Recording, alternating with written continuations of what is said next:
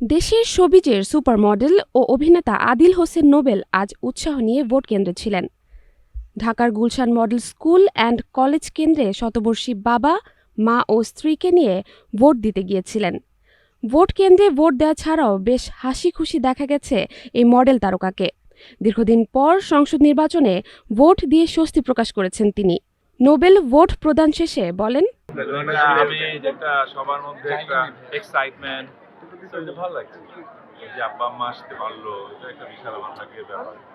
ওনাদের তো অনেক ইচ্ছা ভোট দিতে।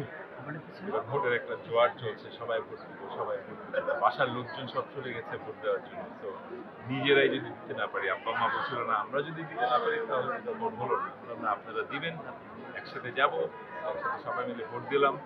তো এটা একটা বিশাল এক্সাইটমেন্ট, না শুধু এটা একটা বিশাল পাওয়া আমাদের সবার জন্য, দেশের জন্য, জনগণের জন্য।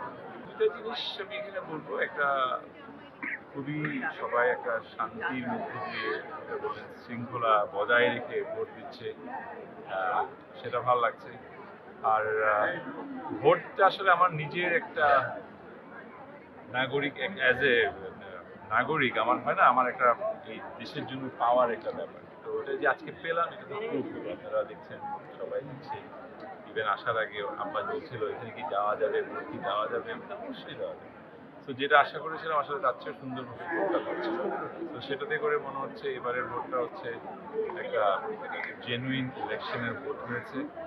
আমরা আমরা আমাদের একজন নাগরিক হিসেবে যা করার কথা, যা পাওয়ার কথা, সেটা করেছি এবং পেয়েছি।